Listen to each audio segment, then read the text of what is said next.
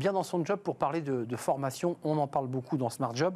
Une formation spécifique destinée à ceux qui vont vous accueillir. Alors je dis vous qui allez peut-être venir à Paris pour les JO, mais aussi les millions de touristes qui vont venir du monde entier. On en parle avec vous, Carole Pourchet. Vous êtes la directrice générale de Majorient, et non pas de Marge-Orient, c'est bien Majorient. D'abord un petit mot sur votre entreprise, et on va évidemment faire un focus sur cette formation. Vous n'êtes pas qu'un organisme de formation, si je comprends bien. Oui, nous on accompagne les hôteliers restaurateurs, donc des milliers d'hôteliers de restaurateurs en France, en Italie, sur finalement tout ce qu'on pourrait considérer comme des à côté de leur cœur de métier, et ce qu'on appelle dans d'autres secteurs des fonctions support. Donc les RH, les achats, la RSE. Voilà. Ils vous appellent.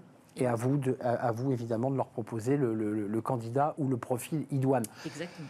Là, vous avez fait un focus important parce qu'on va attendre, et on attend des millions de touristes, français, européens, venus du monde entier.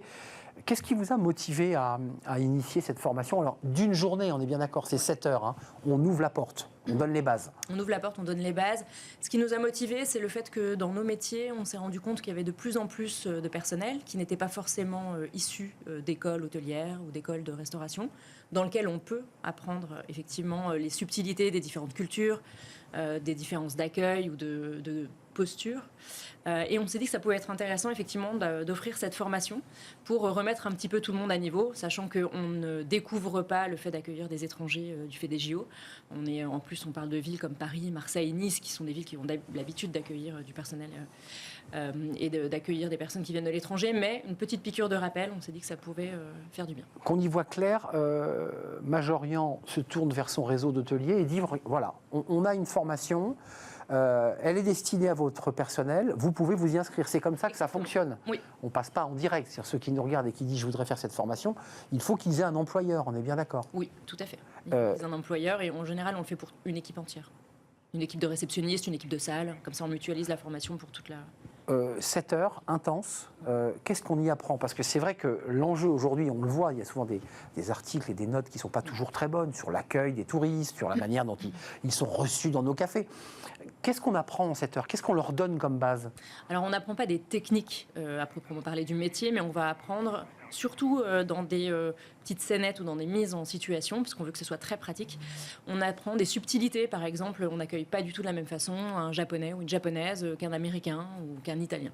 Donc on va leur apprendre effectivement sur des mises en situation, des subtilités, également des façons de réagir de la clientèle, puisque par exemple face à l'incertitude ou face à l'inconnu, deux nationalités ne vont pas forcément réagir de la même façon, donc c'est important que l'équipe le comprenne et qu'elle puisse elle aussi adapter la façon de réagir. Et puis j'imagine qu'il y a un enjeu de posture, un enjeu d'attitude, on attend du service puisque c'est tout l'objet. Là aussi on apprend à quoi? À se tenir, à marquer des silences, à avoir la bonne posture? Oui, on apprend à écouter.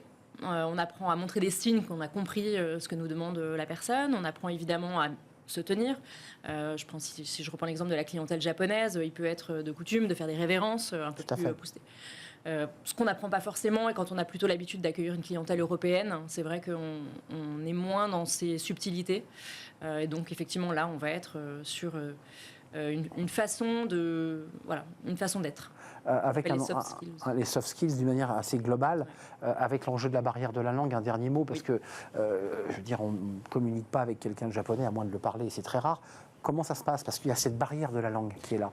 On a quand même l'avantage d'être dans un secteur où, à minimum, on parle l'anglais dans le tourisme. C'est vrai que c'est la langue universelle.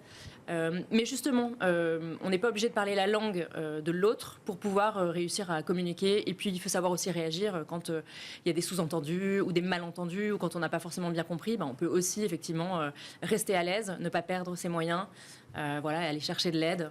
Donc, c'est tout un tas de choses, de petits tips à intégrer. Carole, un dernier mot. Combien de personnes ont été formées ou sont en passe de l'être?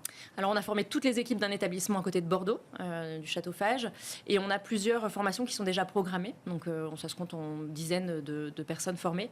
Et il faut savoir que cette formation, on l'a lancée dans le cadre des JO, mais évidemment, on ne va pas l'arrêter puisque, comme je le disais, nos établissements reçoivent très régulièrement des gens venus de l'étranger. Donc, c'est l'occasion de faire des petites... C'est le cœur de l'enjeu des hôteliers restaurateurs, c'est les soft skills, c'est la posture et l'attitude. Ça aide à avoir confiance aussi, à prendre conscience de son corps, de sa posture et à bien la maîtriser. pousser la porte de Majorien, en tout cas des formations Majorien très concrètes, très mises en scène, scéniques pour vivre le moment et peut-être éviter de faire les erreurs ensuite quand on les vivra en vrai et de rectifier le tir. Merci Carole Pourchet, directrice générale de Majorien, au service des restaurateurs hôteliers. On tourne une page, le sujet dans l'actualité, les candidats, oui, les candidats législatifs, les 3 camps qui s'affrontent, le travail, l'emploi, qu'est-ce qu'ils en disent? On parlera retraite, on va parler SMIC évidemment, et assurance chômage. Mes invités arrivent, c'est Smart Job et c'est le débat.